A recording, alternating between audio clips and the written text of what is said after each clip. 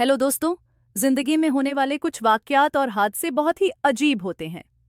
कभी कभी हम बहुत मायूस होते हैं जब अचानक हमें उम्मीद की कोई किरण नजर आ जाती है, और कभी कभार हम बहुत ज्यादा पुरुम्मीद होते हुए भी खाली हाथ रह जाते हैं। मेरी शादी हो रही थी और मैं बहुत खुश थी। आखिरकार मुझे दर दर की ठोकरें खाने से छुट्टी मिल रही थी। एक मजबूत साहिबान जो मैं चाहती थी वह मुझे अब मिलने वाला था। मैं खुश कैसे ना होती। मेरे दिल में हजारों उमंगे और अरमान थे। शादी को लेकर मैंने बहुत सारे सपनों को आंखों में सजा रखा था, और अब उन तमाम सपनों के पूरा होने की घड़ी आ चुकी थी।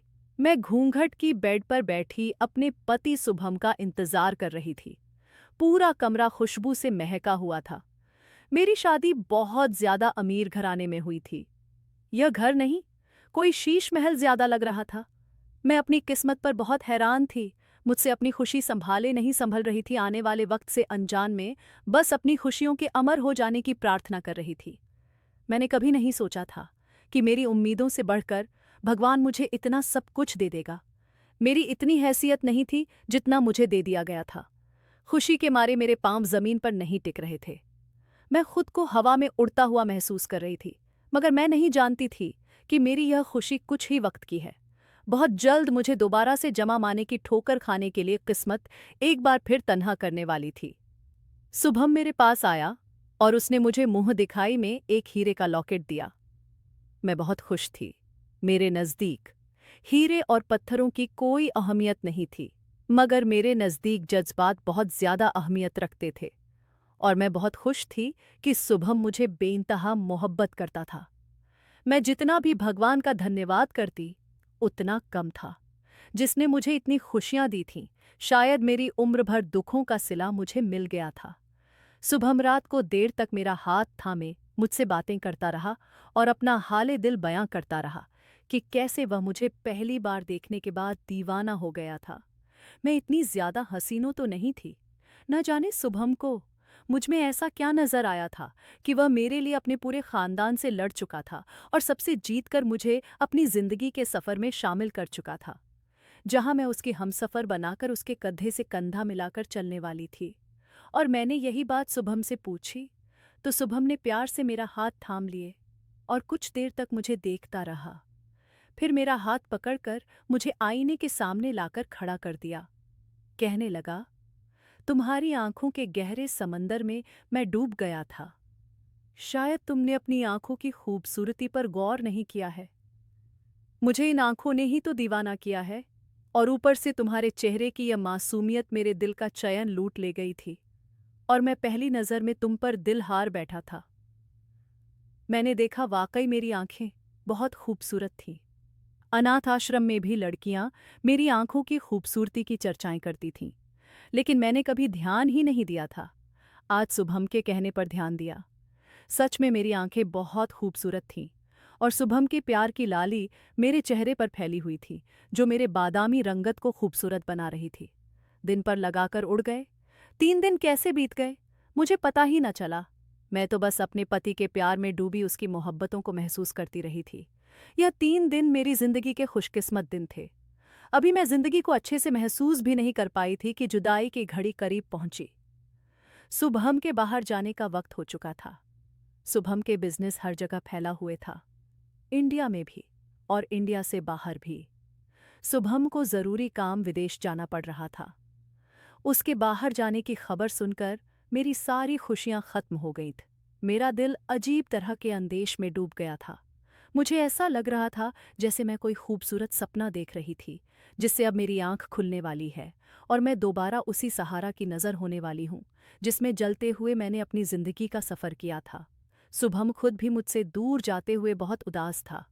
जाने से पहले वह बहुत देर तक कमरे में मेरे पास बैठा रहा था और मुझे समझाता रहा था कि मैं जल्दी ही लौट आऊंगा, तुम उदास मत होना। मैं तड़पकर उसके चौड़े सीने से लिपट गई थी। मुझ में हिम्मत नहीं थी कि मैं शुभम की जुदाई सह सकती। शुभम ने भी कसकर मुझे बाहों में भर लिया था। उसने मेरे आंसू पूछते हुए मुझे दिलासा दिया था कि मैं फ़ोन पर तुमसे बात करता रहूंगा और जल्दी ही लौट कर आने की कोशिश करूंगा। मैंने देखा शुभम की आंखें गीली हो गई थीं, और मैं यह कैसे बर्दाश्त कर सकती थी कि मेरी वजह से शुभम की आंखों में आंसू आए। मैं जल्दी से अपने आंसू साफ कर लिए और चेहरे पर मुस्कुराहट सजाकर कहा कि आप जाएं, मैं आपका इंतजार करूंगी, जल्द ही आने के वादा। LMM करके वह रुखसत हो गया था। मेरी आंखों से तो आंसू ही नहीं थम रहे थे। मैं बर्दाश्त की आखिरी हद पर थी और उसे अलविदा कर रही थी। मुझे समझ नहीं आ रहा था कि यह मेरी जिंदगी की नई शुरुआत थी या मैंने कोई सपना देखा था। शुभम के साथ ने मेरे जिस्मो जा को अपनी मोहब्बत के जादू में कैद कर दिया था। मेरा दिल बहुत बेकरार हो रहा था। मुझे अपने पति की याद बहुत ज्यादा सता रही थी और मुझे बहुत ज्यादा घबराहट भी महसूस हो रही थी। ऐसा लग रहा था कि जैसे मेरे साथ कुछ बुरा होने वाला है। मगर इस सब बुरे ख्यालों को अपने दिमाग से निकालकर शुभम की यादों में गुम मैं सारा दिन अपने कमरे में ही बैठी रही। बाकी तमाम घर वाले शुभम को एयरपोर्ट छोड़ने गए थे, मगर मुझ में इतनी हिम्मत नहीं हुई थी कि मैं उसे छोड़ने चली जाती। और शुभम भी नहीं चाहता था कि उसे जाते देखकर मैं टूटकर बिखर जाऊं। और वहां मुझे कोई संभालने वाला ना हो जाने से पहले उसने अपनी माँ और अपने घर वालों से वादा लिया था कि वह आरती का पूरा ख्याल रखना, आरती का दिल बहलाने की कोशिश करना, आरती को किसी चीज की कमी महसूस मत होने देना। आरती मेरी जान है और मैं आरती के बिना नहीं रह सकता, इस बात का हमेशा ध्यान रखना। जिस पर उन्होंने मुस्कुरा हुए वादा किया था। मगर उसकी माँ ने जब मेरी तरफ देखा तो उसकी कांटेदार नजरों से मैं सहम गई थी। मैं नहीं जानती थी कि आगे आने वाले हालात कैसे होंगे, मगर मैं खुद को संभाल लेना चाहती थी। मुझे मेरी सास की कांटेदार नज़र अच्छे तरीके से याद थी। मैंने सोच लिया था कि मैं सब्र का दामन थामे रखूंगी। वह मेरे साथ जैसा भी सुलूक करेंगे मैं बर्दाश्त कर लूंगी, क्योंकि जल्द ही अब मेरा पति वापस आने वाला था। जहां मैंने सारी जिंद सब्र किया था, वहां कुछ दिन और सब्र करने के लिए भी मैं तैयार थी। मैं शुभम से बहुत ज्यादा मोहब्बत करने लगी थी। उसे छोड़ देने या उससे जुदा हो जाने का तो मैं सोच भी नहीं सकती थी। ऐसी सोच ही मुझे तकलीफ देती थी। मगर मैं नहीं जानती थी कि मेरे शुभम की जुदाई मेरे मुकद्दर में इस तरह लिख दी जाएगी कि मैं टूटकर बिखर ही जाऊंगी। मेरी सास और बाकी लोग एयरपोर्ट से वापस घर आए तो उनके तेवर ही बदले हुए थे। उन्होंने एक पल भी ना लगाया और मुझे घर से निकलने की पूरी मंसूबाबंदी कर ली। मगर मैं खुद पर आने वाली है कयामत से बिल्कुल अनजान थी। मैं तो बस इस घर में सब्र करके गुजारा करने का सोची हुई थी, जबकि यहाँ यह लोग मुझे घर में बर्दाश्त करने के लिए भी तैयार नहीं थे। वह लोग जो कुछ वक्त पहले मेरे पति के साथ हंस हंस कर बातें कर रहे थे और मेरा ख्याल रखने का विश्वास करवा रहे थे, अब मुझे दुख और तकलीफ देने में कोई कसर नहीं छोड़ रहे थे। मेरी सास मेरे पास आई और मुझसे कहा कि चुपचाप मेरे घर को छोड़ दो, क्योंकि तुम मेरे बेटे की वजह से इस घर में थी और मैं अपने बेटे की वजह से ही तुझे बर्दाश्त कर रही थी। अब मेरा बेटा चला गया है तो मेरी सब मजबूरियां भी खत्म हो गई हैं, इसलिए चुपचाप अपना बोरिया बिस्तर बांधकर यहां से चली जाओ। मेरी सास की बात सुनकर मेरे सर पर तो आसमान टूट पड़ा था, मगर ना जाने मुझ में इतनी हिम्मत कहाँ से आ गई। मैं घर से बाहर जाने से साफ इनकार कर दिया। मैंने कहा, मैं यह घर छोड़कर नहीं जाऊंगी। यह मेरे पति का घर है, वह मुझसे बहुत प्यार करता है। जब वह मुझे यहाँ नहीं देखेंगे तो वह मेरे लिए बहुत परेशान होंगे। वह मेरे लिए रोएगा, तड़पेगा, और मैं अपने पति को बिल्कुल भी दुखी नहीं करना चाहती। आप जिस तरह कहेंगे मैं आपके घर में रह लूंगी, मगर मुझे यहाँ से मत निकले। जिस पर उन सब के तेवर बिगड़ गए और उन्होंने मुझे धक्के देकर घर से निकलना शुरू कर दिया। वह लोग बेदर्दी से मुझे खींच रहे थे। मेरी सास ने मुझे बालों से पकड़कर गेट से बाहर फेंक दिया और गेट बंद कर दिया। मुझे एक बार फिर से बेसहारा कर दिया गया था। मुझे अपनी काली किस्मत पर जी भरकर रोना आ रहा था। मुझसे बढ़कर बदनसीब और कौन हो सकता था। मगर मुझे यहाँ हार नहीं माननी थी, क्योंकि अगर मैं यहाँ से निकाल दी जाती तो फिर मेरे लिए इस जमीन पर कोई और पनाह नहीं थी। मैं इतनी जोर से जमीन पर गिरी थी कि मुझे चोट लग गई, मगर मैं फिर भी तेजी से उठी हूँ। दरवाजा बजाने लगी। मैं रोती रही, चीखती रही, चिल्लाती रही, उन्हें भगवान की याद दिलाती रही। मगर मेरा रोना, चीखना, मेरी बेबसी, मेरा दुख, कोई भी चीज उनको मोम नहीं कर सकी। यह पत्थर के बने इंसान थे। अगर उनके सीने में दिल होता और अगर उनके अंदर इंसानियत होती तो इस रात के अंधेरे में एक जवान लड़की को यूं धक्के देकर घर से बाहर नहीं निकालते। रात के साए हर तरफ फैले हुए थे। चारों तरफ सन्नाटा था। सिर्फ कुत्तों के भौंकने की आवाज आ रही थी, जो इस खामोशी में और भी भयानक महसूस हो रही थी। मेरा दिल बहुत तेजी से धड़क रहा था। मुझे बहुत डर लग रहा था और सर्दी भी लग रही थी।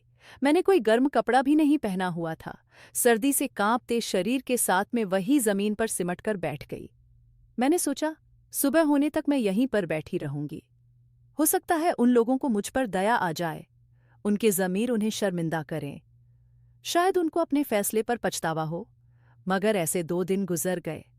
इस घर के बंद दरवाजे हर आने जाने वाले के लिए खुले थे, सिर्फ मेरे लिए बंद थे। मुझे खाने पीने का भी नहीं पूछा गया था। मैं भूख प्यास से बेहाल थी। वह लोग मुझे देखकर भी अनजान बनकर गुजर जाते थे। मैं कोई राह चलती नहीं थी। मेरा इस घर से और घर वालों से बहुत गहरा संबंध था। मैं इस घर की बहू थी, उनके बेटे की अमानत थी, इज्जत थी। मगर वह इस बात को मानने से इनकार कर रहे थे और फिर बेबस होकर मैंने उनकी लीज छोड़ दी और अनजानी राहों पर चलने लगी। अमीर लोगों के सिर्फ घर बड़े बड़े होते हैं, जबकि उनके दिल बहुत छोटे होते हैं। वह मुझे नौकरानी का स्थान देकर भी अपने घर में रख लेते तो मैं सारी जिंदगी उनके सामने उफना करती। मगर उन्होंने तो मुझे इस काबिल भी नहीं समझा था। टिश्यू पेपर की तरह इस्तेमाल किया और अपने बेटे के जाने के बाद मुझे फेंक दिया था। मेरा तो इस दुनिया में कोई भी नहीं था। जहां मैं जाती, अब तो ऐसा लगने लगा था जमीन भी मुझ पर तंग हो गई है।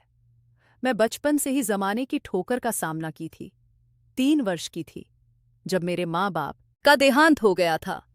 उन पर हमारे घर की छत गिरी थी और वह मौके पर ही दम तोड़ गए थे, जबकि मैं अपने नाना नानी के यहाँ होने की वजह से बच गई थी। अब कभी कभी मैं सोचती थी कि काश उस वक्त मैं भी अपने माँ बाप के साथ होती और उन्हीं के साथ मर जाती। ना जाने भगवान ने मेरी जिंदगी क्यों रखी थी। 6 साल तक मैं अपने नानी के साथ रही, जब एक के बाद एक मेरे नाना नानी का भी देहांत हो गया। तब उस समय मैं 15 साल की भी नहीं हुई थी। मेरे रिश्तेदारों ने मुझे मेरे चाचा चाची के पास छोड़ दिया। मेरे दादा वह अभी जिंदा थे। वह मुझसे बहुत मोहब्बत करते थे, जबकि चाचा चाची मुझे कुछ खास पसंद नहीं करते थे, लेकिन दादाजी की वजह से खामोश रहते थे। चाचा की अपनी 3 बेटियां थीं। बेटा सबसे छोटा था। उसी को घर में सबसे ज्यादा अहमियत दी जाती थी। बेटियों की अहमियत बहुत कम थी, मगर मेरी हैसियत तो सबसे ज्यादा कम थी, क्योंकि मेरे माँ बाप नहीं थे। बस दादाजी की वजह से मेरा ख्याल रखा जाता था। मैं खुश थी। चलो, दुनिया में कोई सहारा तो मिला। मुझे पढ़ने का बहुत शौक था। मैं प्राइवेट पढ़ती रही। चाचा की बेटियों को पढ़ाई लिखाई से कुछ खास लगाव नहीं था, जबकि मैं पढ़ाई में बहुत होशियार थी और अपने दादाजी की सपोर्ट की वजह से मैं पढ़ रही थी। अभी मेरी 12वीं क्लास के पेपर हुए ही थे जब मेरे दादाजी भी इस दुनिया से चल बसे। मेरे लिए सबसे बड़ा सदमा साबित हुआ था, क्योंकि उनकी वजह से मैं जमाने के ठोकर से बची हुई थी। वह मुझे चाचा चाची की डांट से बचा लेते थे और मेरी कजिन से लड़ाई झगड़ा और मारपीट से भी बचा लेते थे। लेकिन अब मेरा दुनिया में कोई सहारा नहीं रहा था। मैं बिल्कुल अकेली पड़ गई थी और यही बात मुझे डराया करती थी। दादाजी के जाने के बाद चाची ने अपने रंग दिखाने शुरू कर दिए। मुझ पर गली के किसी लड़के के साथ चक्कर चलाने का इल्जाम लगाया और मुझे घर से निकलवा दिया था। मैं बिल्कुल बेसहारा हो गई थी। अब मेरा इस दुनिया में कोई नहीं था। एक जवान और अकेली लड़की सड़कों पर मारी मारी फिरती रहे तो लोगों को भी शिकार करने का मौका मिल जाता है। मैं इसी बात से डर रही थी, मगर भगवान ने कृपा की और मैं अनाथ आश्रम पहुंच गई। मैं सड़कों पर घूम रही थी जब एक गाड़ी मेरे पास आकर रुकी। रात का अंधेरा छाया हुआ था। मुझ पर खौफ तारी था। उस गाड़ी में से एक अधेड़ उम्र औरत निकली। उसने मुझसे कहा कि रात के अंधेरे में यहां क्या कर रही हो। मेरी आंखों में आंसू आ गए और मैंने रोते हुए उसे अपनी सारी दास्तां सुना दी, जिस पर वह औरत मुझे अपने साथ अनाथ आश्रम ले गई। वह अनाथ आश्रम की हेड थी। मैं खुश थी कि मुझे रहने के लिए छत मिल गई थी, मगर अनाथ आश्रम का माहौल भी कुछ इतना अच्छा नहीं था। मैं आगे पढ़ना चाहती थी और बहुत मुश्किलों से मैंने उस औरत को राजी किया था। अनाथ आश्रम में बहुत ही मेहनत के काम करवाए जाते थे। उस औरत ने मुझसे सिलाई खड़ाई का काम लेना शुरू कर दिया। मैं पहले अपने हिस्से का झाड़ू बर्तन करती, इसके बाद अपने कपड़े धोती और सिलाई बुनाई का काम करने लगती। इन सब कामों के होने के बाद मैं रात को कुछ देर पढ़ती और पढ़ते पढ़ते ही सो जाती। मेरे लिए यह बात भी गनीमत थी कि वह मुझे पढ़ने दे रही थी। मुझे उम्मीद थी कि मैं पढ़ लिखकर कोई अच्छी नौकरी करने लगूंगा। मगर मेरे नौकरी करने से पहले ही उस औरत का रवैया मेरे साथ अच्छा होना शुरू हो गया। कई बार मैंने उसकी बीमारी में उसका ख्याल किसी सच्चे दोस्त की तरह रखा, जिससे वह बहुत इम्प्रेस हुई और उसने मुझसे कहा कि कोई भी अच्छा रिश्ता आएगा तो वह जरूर मेरी शादी करवा देगी। मगर इसकी नौबत ही नहीं आई। उस समय मैं मास्टर्स के पेपर दे रही थी। पेपर देने के बाद मैं वापस आ रही थी जब मेरी किसी लड़की के साथ लड़ाई हो गई। वह मेरे साथ लड़ाई करने लगी तो एक बहुत ही खूबसूरत नौजवान ने आकर मदद की और मुझे इस लड़ाई झगड़े से निकाल लिया। वह किसी बड़े और अमीर घराने का लग रहा था, मगर मुझे इस सब से कोई मतलब नहीं था। लेकिन उस लड़के के साथ होने वाला टकराव मेरी जिंदगी में बहुत खूबसूरत मोड़ लेकर आया, क्योंकि उस लड़के को मुझसे मोहब्बत हो गई थी और वह मेरा पता ढूंढते ढूंढते उस अनाथ आश्रम तक आ पहुंचा था। उसने हेड से शादी करने की बात की। इसके बारे में सुनकर हेड ने एक हंगामा खड़ा कर दिया और उसने मुझ पर तरह तरह के इल्जाम लगाए।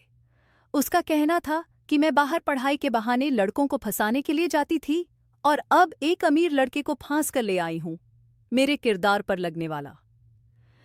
यह इल्जाम मुझ पर बहुत बड़ा था, मगर अनाथ आश्रम की बाकी लड़कियों ने मेरा पक्ष लेना शुरू कर दिया, क्योंकि मेरा सुलूक सबके साथ ही बहुत ही दोस्ताना था। मैं उनके कामों में भी उनका हाथ बटा दिया करती थी। लड़कियां मेरे अच्छे व्यवहार से बहुत खुश थीं और यह भी जानती थी कि मैं बुरे किरदार की लड़की नहीं हूं। हेड जब तमाम लड़कियों को मेरी तरफ देखा तो उसने इसी में भलाई जानी कि वह मेरी शादी उस लड़के से करवा दे, क्योंकि उसने अनाथ आश्रम में अब बगावत की बू सूंघ ली थी। अगर मैं वहां पर रहती तो उसके लिए और भी मुश्किल हो जाती। मैं बाकी लड़कियों को भी अपने ऊपर होने वाले जुल्म से बचने के लिए कहती रही, मगर वह मेरी बात नहीं सुनती थी। मैंने उनसे कहा कि वह अपनी जिंदगी इसी तरह जल भुन कर गुजारती रहेगी, जबकि मैं तो अपनी जिंदगी अब पुरसुकून अंदाज में गुजारेंगे। इस तरह की बड़ी बड़ी बातें करके मैं अनाथ आश्रम से निकल आई और शुभम से शादी करके मुझे अपने घर ले गया और उसके जाते ही उसके घर वालों ने मुझे घर से निकाल दिया। इस सब के लिए मैं बिल्कुल भी तैयार नहीं थी। मैं इस शादी से बहुत खुश थी और अपने पति से बहुत मोहब्बत करने लगी थी। मुझे लग रहा था शादी के बाद मेरे हालात बेहतर हो जाएंगे। मुझे क्या मालूम था कि यह शादी मेरे लिए सारे दरवाजे बंद कर रही है। मैं जहां से आई थी अब वहां भी किस मुंह से वापस जाती? सबको क्या कहती कि जिस अनाथ आश्रम को छोड़ते हुए मैं बहुत खुश थी कि अब मेरा भी घर होगा, आशियाना होगा। 3 दिन के बाद मुझे धक्के देकर मेरे आशियाने से निकाल दिया गया था। मेरे सपनों का महल जमीन पर गिरकर चकनाचूर हो गया था। अब मैं फिर उसी अनाथ आश्रम में वापस कैसे जाती? और फिर वहां की हेड मुझे अनाथ आश्रम में घुसने भी नहीं देती। ऐसी सोच मुझे दोबारा अनाथ आश्रम में जाने से भी रोक रही थी। जिंदगी में कितने ही दुख तकलीफ और चिंताएं क्यों ना हो, लेकिन हमेशा एक लड़की के दिल में एक आस होती है। उसका पति उसका सहारा होगा। हमेशा उसे अपने अच्छे वक्त का इंतजार होता है। भगवान पर भरोसा होता है कि उसका अच्छा वक्त जरूर आएगा। कोई शहजादा ना भी आए, मगर कोई नेक इंसान आकर उसका हाथ पकड़कर उसे अपने साथ ले जाएगा और नई दुनिया बसाए। और फिर हमें लगता है कि हम खुद को झूठे दिलासे दे रहे होते हैं। अच्छा वक्त तो कभी नहीं आता, उल्टा उससे भी बुरा और भयानक वक्त आता है कि इंसान के सोचने समझने की शक्ति खो जाती है और मायूसी पूरी तरह से घेर लेती है। मेरी जिंदगी में 3 दिन के लिए खुशियां आई थी, सिर्फ 3 दिन के लिए, मगर यह 3 दिन मेरी जिंदगी के सबसे खूबसूरत और हसीन दिन थे। मेरी सारी जिंदगी एक तरफ और यह 3 दिन एक तरफ। इन 3 दिनों में मैंने बहुत सारे सपने सजाए थे। शुभम के साथ मैं बहुत खुश थी। हमारी शादी को सिर्फ 3 ही दिन हुए थे कि मेरे पति को किसी जरूरी काम से बाहर जाना पड़ा और उसके जाते ही उसके घर वालों ने मुझे धक्के देकर रात के अंधेरे में ही बाहर निकाल दिया था। मुझे समझ नहीं आ रहा था कि मुझे क्यों घर से निकाला जा रहा है। मेरा जुर्म क्या है? मैं रोती रही, गिड़गिड़ा रही, एक एक से अपने जुर्म पूछती रही, मगर मेरे सवालों का किसी ने जवाब नहीं दिया। बस मेरे गरीब होने से नफरत का इजहार किया। उन्होंने मुझ पर जरा सा भी तरस नहीं खाया था और मुझे धक्के देकर घर से बाहर निकाल दिया। मैं पहले तो अनाथ आश्रम में रहती थी, अब मैं बिल्कुल सड़क पर आ गई थी। सड़क पर एक अकेली लड़की। माहौल तो बहुत खराब था, ऊपर से सर्दियों का मौसम था। सर्दी इस कदर थी कि मैं कांप रही थी। ठंडी हवा शरीर से टकरा आती थी। मुझे कुछ समझ नहीं आ रहा था कि किस तरफ जाऊं। वहां पर एक बेंच थी। रात का वक्त था। मैं वहीं बैठ गई। जैसे ही वहां पर बैठी, वहां पर दो लफंगे आ गए। मैं बहुत घबरा गई। वह मुझे छेड़ने लगे। इतनी ही देर में एक पति पत्नी का जोड़ा वहां से गुजरा, तो उन्होंने मुझे बचाया और लड़कों को भगाया। देखने में तो वह बहुत अमीर लग रहे थे और उनकी जोड़ी बहुत खूबसूरत थी। वह लड़के उन्हें देखकर भाग गए, तो उन्होंने मुझे मेरा हाल पूछा। मैंने उनको अपनी सारी आपबिबिनियास सुनाई। यह सुनकर उन्हें भी बहुत तकलीफ हुई। उन्होंने मुझे नौकरी पर रखने का फैसला किया और अपने घर में पनाह दे दी। मैं बहुत लगन और दिल से उनके काम करती थी, क्योंकि मैं यह ठिकाना खोना नहीं चाहती थी। वह मेरे काम से इस कदर खुश हुए कि मुझे अपने साथ अमेरिका ले गए। अब मैं वहाँ काम करती थी। मुझे काम की ज़रूरत भी थी और उन्हें मेरा काम पसंद भी था, जिसकी वजह से ही वह मुझे अपने साथ ले गए थे। मैंने अब जॉब भी शुरू कर दी थी और जिनके साथ मैं विदेश आई थी, उनके सारे काम मैं खुद ही करती थी। मैंने अनाथ आश्रम में रहकर अपनी पढ़ाई पूरी की थी। मेरे आगे पीछे भी कोई नहीं था। मेरी सारी उम्मीदें खत्म हो चुकी थीं। अपने पति के होते हुए भी मैं अकेली थी। मुझे उनकी बहुत याद आती थी, मगर मैं क्या करती? मैं बिल्कुल बेबस थी। वह पति पत्नी मेरे भाई और भाभी की तरह थे। मुझे रोता देखकर हर वक्त उनको मेरी फिक्र सताती रहती। वह मुझे हौसला देते और कहते कि जिंदगी यहाँ खत्म नहीं हुई। शादी जिंदगी का हिस्सा है, जिंदगी नहीं है। मगर मैं अपने दिल का क्या करती, जो किसी की सुनने के लिए तैयार ही नहीं था। वह बस शुभम को देखना चाहता था। मैं चाहती थी कि किसी भी तरह मेरा शुभम मुझसे मिले, तो मैं उसे बताऊं कि उसके बाद मुझ पर क्या क्या कयामत बीती हैं। मैं उसके हमदर्द और मेहरबान कंधे पर सर रखकर अपनी जिंदगी के इतने सारे दुखों पर रोना चाहती थी। मैं उसे बताना चाहती थी कि मैं उससे किस कदर मोहब्बत करती हूँ और उसकी याद में कैसे दिन रात तड़पते हुए गुजरे थे। मगर इस सब के लिए तो मुझे वह चाहिए था और वह कहीं नहीं मिल रहा था। मैंने कभी उसे ढूंढने की कोशिश भी तो नहीं की थी।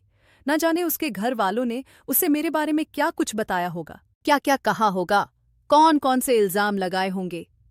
यह सब सोचते हुए मेरा दिमाग सुन्न हो जाता था और मैं सर पकड़कर बैठ जाती थी। मैंने खुद को बिजी रखने के लिए डबल जॉब शुरू कर दी। मैं पहले अपने भाई भाभी के घर के तमाम काम अपनी निगरानी में करवाती थी।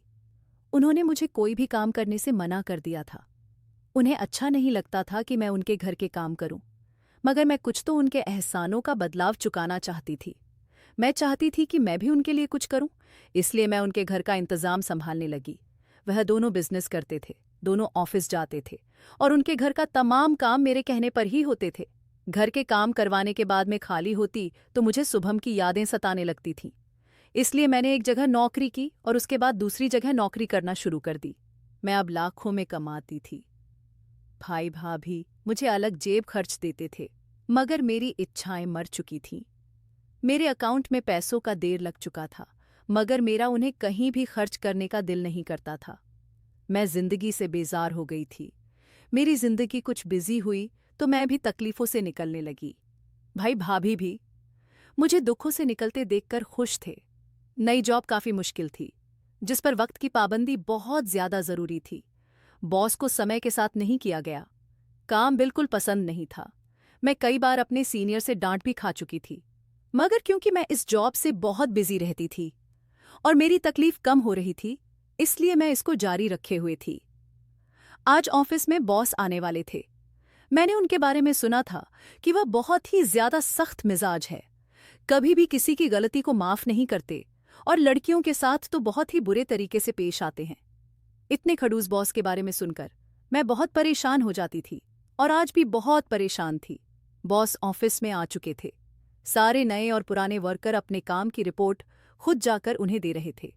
अपनी बारी आने पर मैं भी बॉस के ऑफिस में दाखिल हुई, मगर जैसे आसमान मेरे सर पर टूट पड़े थे। बॉस पर नजर पड़ते ही मुझे एक चक्कर सा आया और मैं अचानक से घुटनों के बल जमीन पर गिरी थी। बॉस ने भी नजरें उठाकर मेरी तरफ देखा तो जैसे समय अपनी जगह पर रुक चुका था। मुझे कुछ समझ नहीं आ रहा था। आगे क्या करूं? मैं वहां से भागने लगी। इतने में बॉस ने मेरा बाजू पकड़ लिया था और धक्का देकर मुझे दीवार से सटा दिया और मेरा मुंह अपने हाथ में दबोच लिया। तकलीफ के मारे मेरी आंखों से आंसू बह निकले। बॉस का इतना गुस्सा अंदाज दे मैं सहम चुकी थी। उसके मुंह से निकलने वाले अल्फाज ने मुझे असलियत की गहरी खाई में धकेल दिया था। मेरी आंखों से आंसू बहने लगे। बॉस के रूप में यह सख्त इंसान कोई और नहीं, मेरा अपना शुभम ही था। खूबसूरत पर्सनालिटी के ऊपर इतना तेज गुस्सा, आंखों में शोले लिए वह मुझे घूर रहा था। मेरे मुंह से घुटी घुटी आवाज निकली थी, शुभम छोड़ो, मुझे दर्द हो रहा है। जिस पर शुभम ने भी गुस्से से कहा था, और जो इतने सालों से मैं दर्द झेल रहा हूं, उसका तुमने कभी एहसास किया कि तुम्हारे बिना मेरे इतने साल कैसे काटे होंगे? वह मुझसे गुजरे हुए साल का हिसाब मांग रहा था। और अब मुझे समझ में आ रहा था कि यह बॉस इतना सख्त क्यों है। जिस इंसान को उसकी पत्नी की बेवफाई ने तोड़कर रख दिया हो, वह बाहर से ऐसे ही हो जाता है। वह मेरी तलाश में मारा मारा फिर रहा था, मगर मैं थी कि मिल ही नहीं रही थी। उसे उसके घर वालों ने बताया था कि जिस दिन सब लोग शुभम को एयरपोर्ट पर छोड़ने के लिए गए थे, पीछे से मैं फरार हो गई थी और घर का तमाम माल और जेवरात लूट कर ले गई थी। शुभम को उनकी बातों पर यकीन नहीं था। उसने अनाथ आश्रम में भी पता किया था, मैं वहां भी नहीं थी। वह मुझे तलाश करते करते मायूस हो गया था और उसने भी घर वालों की बात पर यकीन कर लिया था। उनके घर वालों की इस हरकत से और तो कुछ नहीं हुआ था।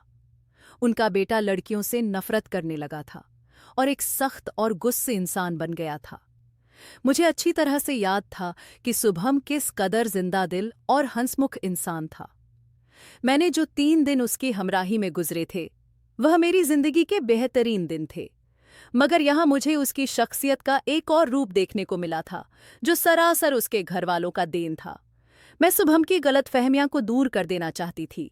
मैं उसे बताना चाहती थी कि मैं उसके साथ कोई बेवफाई नहीं, कि उसके घर वालों ने मुझे निकला था। मगर मुझे नहीं लग रहा था कि वह मेरा यकीन करेगा। इसीलिए मैंने उसे कुछ भी बताने की बजाय अपने साथ भाई भाभी के घर ले आई। मैं भाई भाभी को फोन करके बुला लिया और उन्हें सब कुछ बताने के लिए कहा था, जिसके बाद भाई ने उन्हें सच्चाई बताई। उनकी तमाम बातें सुनने के बाद शुभम ने आंसू भरी आंखों से मेरी तरफ देखा।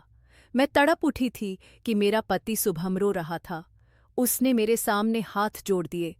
मैंने जल्द से उसका हाथ पकड़ लिया, उसके गले लग गई, क्योंकि जितनी तकलीफ उन्होंने मुझे खोने के बाद उठाई थी, उतना ही दर्द मेरे दिल में भी था।